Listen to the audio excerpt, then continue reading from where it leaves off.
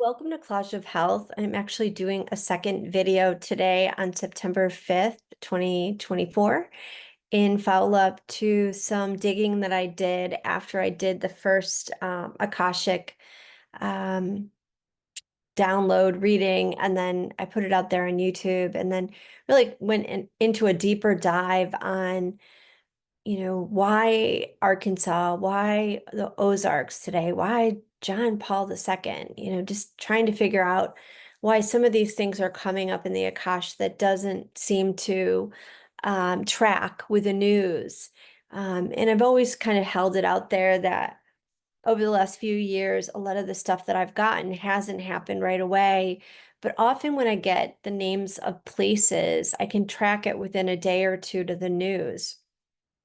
And I couldn't at all with the Ozark and Arkansas. And there's other times when I can't either. And I just have to realize that stuff is happening behind the scenes or I'm not getting a correct hit.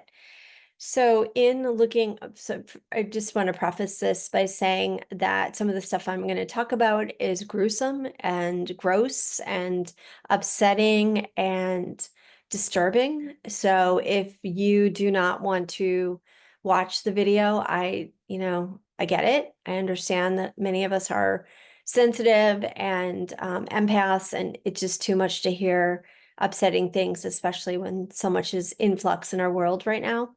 So now would be the time to turn it off because what I'm going to talk about is pretty upsetting and gross.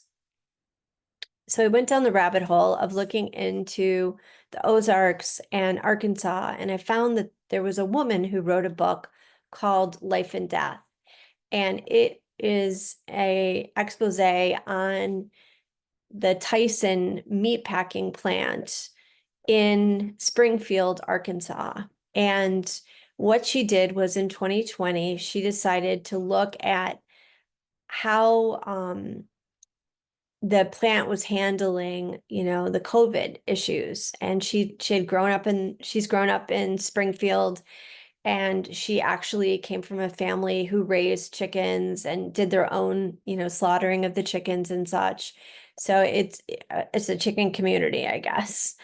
Um, so what she found was that people were like disappearing.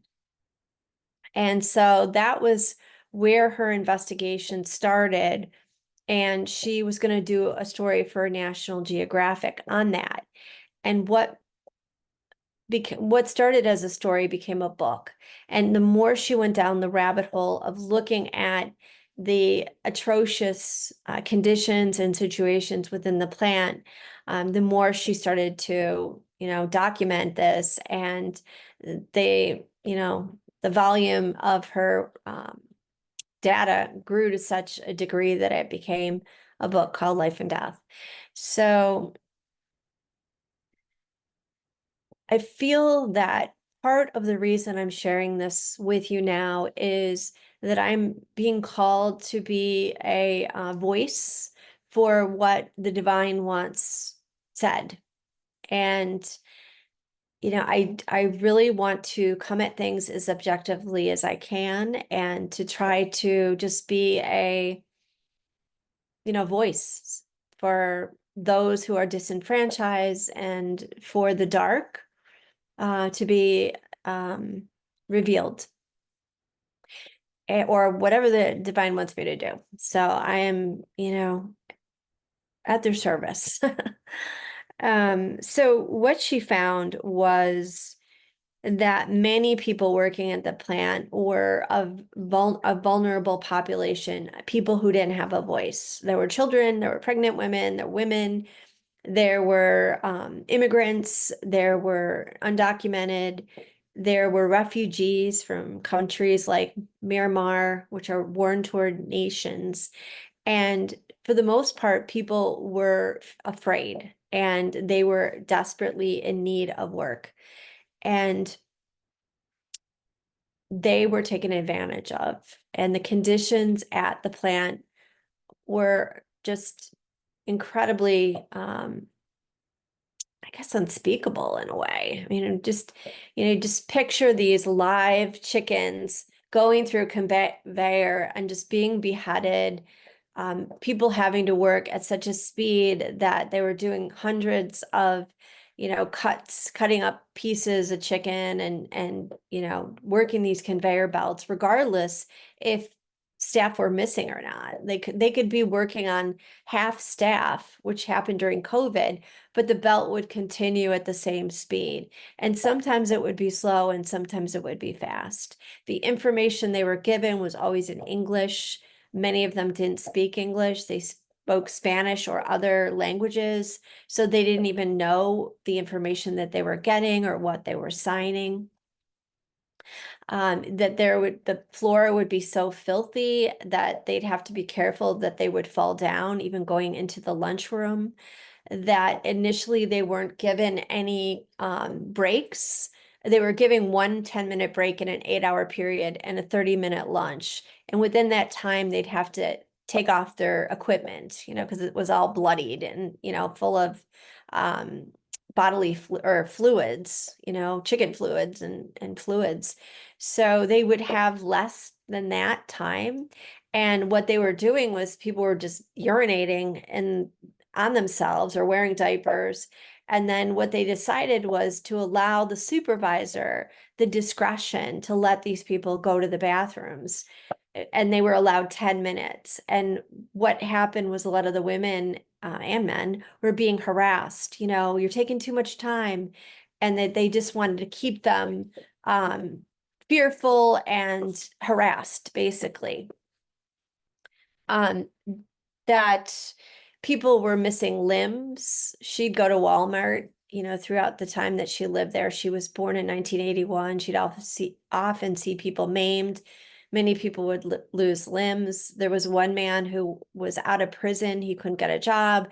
He went to work there in like a very dangerous area, like where they did, I don't know, some kind of work. And there was a machine that wasn't rigged right, and he was beheaded by that machine.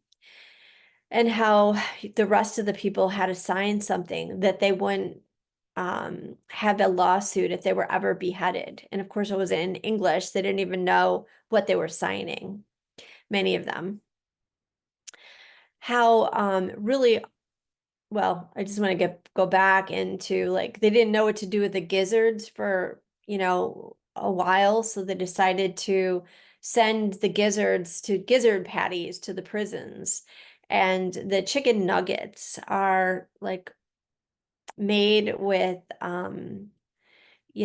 these old chickens, apparently the meat part is, and then they also have, like, they're almost glued to cardboard because they've been frozen and they have to get it off quickly. So the cardboard gets in the grinder and they grind bones and skin and everything gets ground into these chicken nuggets. And I know that's not a surprise.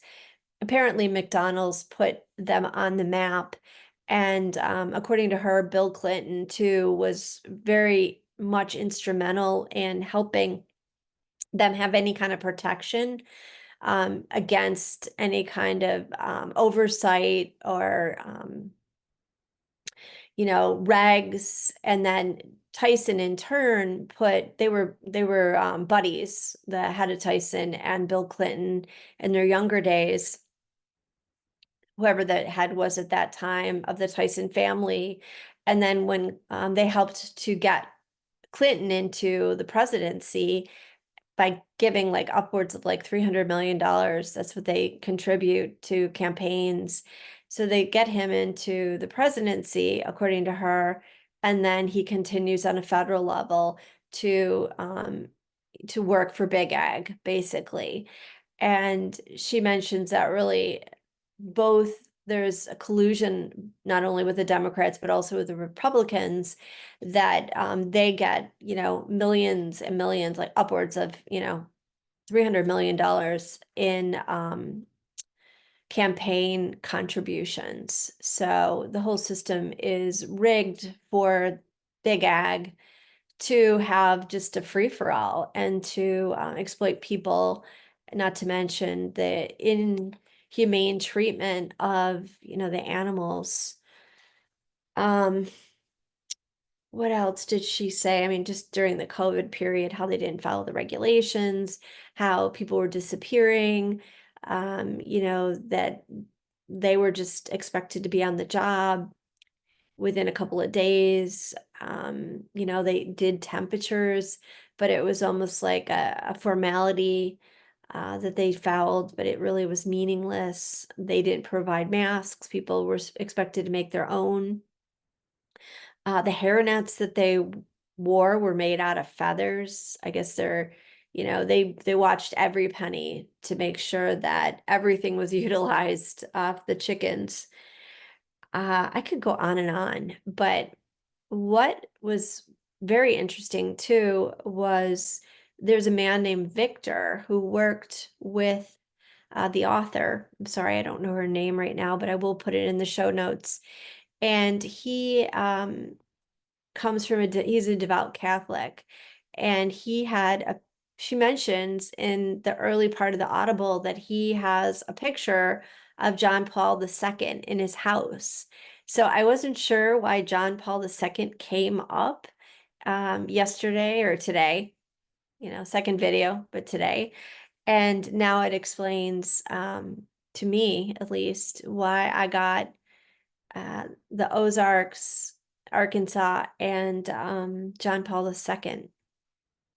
So I just want to quickly look at the notes. So who are the people who are working there? Some of them are, people who work and who live in the town. I think there was like 35% were undocumented or illegals. Many of them are coming. She mentioned a lot of people were coming from countries like Myanmar, where it's war torn, so they had a big Myanmar population. Um, Mexicans who came in who initially, were undocumented, and then, sometimes they would get their papers to stay, but they were able to entice people who were undocumented or illegal to work there, um, you know, saying, well, we'll pay you, but the conditions you're going to work in are going to be pretty horrendous. They have children who are working there, young children. There was, I don't think a ton, but definitely there was some documentation of that in her, investigative journalism. So anyway, oh, and interestingly, they consider themselves a Christian company, or consider themselves a Christian company, and they would promote Christian, especially white males, to um, high supervisory positions, and didn't, promote women or minorities. And yeah, and they were looking for Christian white people, which just I think if Jesus was in a grave, I think he'd be rolling in his grave, because so much bastardization has been done in his name. And I think that that's one of the things that is going to be revealed. This is not a criticism of Christians, this at all. It's a criticism of hypocrisy that exists in our world that needs to be overturned. So anyway, thanks for listening. I really felt like I needed to put this out there. Listening to this Audible book has been, I want to say, eye-opening, but I knew what was going on in these plants. I just knew if they were treating these animals so inhumanely that they were doing the same to the people working there. So thanks for listening.